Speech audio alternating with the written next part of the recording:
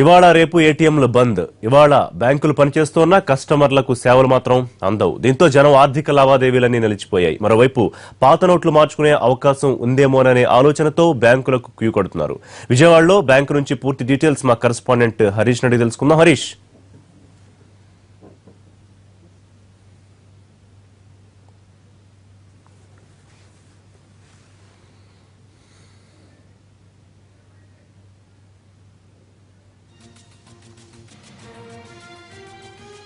ఏమైంది?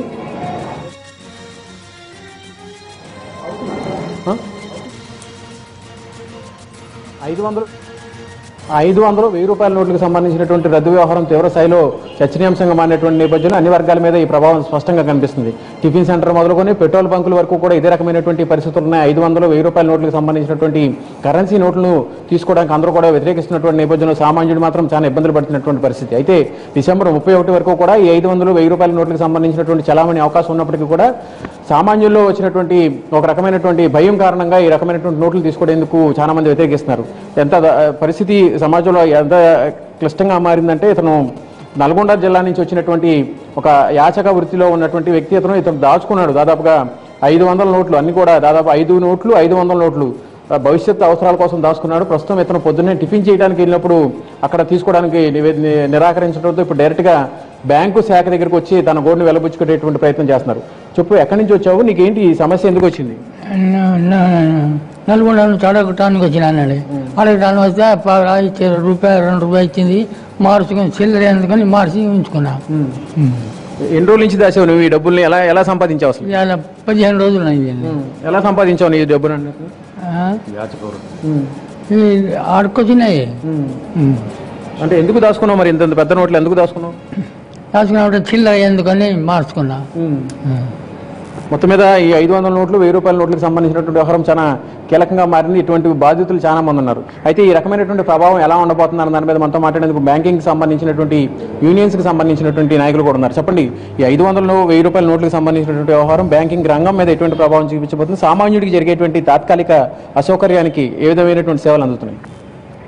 తప్పనిసరిగా ఈ 500 నోట్లు, 1000 రూపాయల నోట్లు ఏవైతే డిమానిటైజ్ చేసిందో గవర్నమెంటు, అది తాత్కాలికంగా ప్రజలకు ఇబ్బంది కలిగించవచ్చేమో, కానీ ఇది ఒక విప్లవాత్మకమైన మార్పుగా మనం భావించడానికి చాలా అవకాశాలు ఉన్నాయి. ఒకటేంటంటే, దాదాపు మనకు తెలుస్తున్న సమాచారం ప్రకారం 27% 500 రూపాయల నోట్లు, 1000 రూపాయల నోట్లు దొంగ నోట్లు చలామణిలో ఉన్నాయని చెప్పి ఒక అంచనా.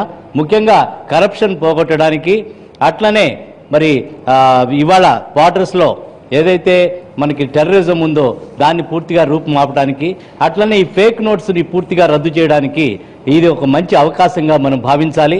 ఇవాళ ఏవైతే 2000 రూపాయల నోట్లు, 500 రూపాయల నోట్లు రిలీజ్ కాబోతున్నాయో వాటికి సంబంధించి కూడా మనం అర్థం చేసుకోవాల్సింది ఏంటంటే, అవి ఫేక్ నోట్స్ ప్రింట్ చేయడానికి అవకాశం లేని విధంగా తయారు చేశారని చెప్పి మనకు తెలుస్తుంది. ఇది ఒక విప్లవాత్మకమైన ఆర్థిక మరి మార్పుగా మనం భావించాల్సిన పరిస్థితి ఉంది. కారణం ఏంటంటే, ఇవాళ దేశంలో నెలకొన్న పరిస్థితుల్లో ట్యాక్స్ ఎవేషన్ అనేది విపరీతంగా జరుగుతుంది. కేవలం 14 లక్షల కోట్ల రూపాయలు మాత్రమే ప్రభుత్వానికి వస్తుంది. కానీ ఇవాళ బ్యాంకింగ్ ట్రాన్సాక్షన్ ట్యాక్స్ అనేది భవిష్యత్తులో ఈ ప్రభుత్వం వేయబోతుంది. ముఖ్యంగా ట్యాక్స్ సిస్టంలో పూర్తిగా మార్పు రావడానికి ఎంతో దోహదకారిగా ఈ 500 రూపాయల నోట్లు, 1000 రూపాయల నోట్లు రద్దు అనేది ఉపయోగపడుతుంది. దీనివల్ల ఏమవుతుందంటే, దేశంలో అన్ని ట్యాక్సెస్ రద్దు చేసి బ్యాంకింగ్ ట్రాన్సాక్షన్ ట్యాక్స్ వేసేటట్లయితే ఒక అంచనా ఏంటంటే, దాదాపు 2000 లక్షల కోట్ల రూపాయలు ప్రభుత్వం ఎక్స్చెక్కర్కి చేరే అవకాశం ఉంది.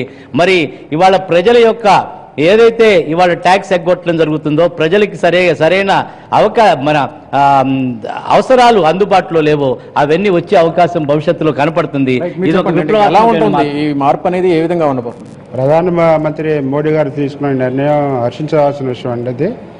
ఎందుకంటే ఈ ఒక్కరోజు సామాన్య మానవులు కొద్దిగా ఇబ్బంది పడితే పడవచ్చు, కానీ టాప్ క్లాస్ మాత్రం ఇప్పటికే ఈ నల్ల కుబేరుల గుండెల్లో రైలు పరిగెడుతున్నాయి. అంటే మీరు చెప్పండి, ఇక్కడ 1000 నోట్లు, 500 నోట్లు తీసుకొచ్చారు, ఎందుకు తీసుకొచ్చారు? అసలు వీటి పరిస్థితి ఎలా ఉంది ఇక్కడ మార్కెట్లో?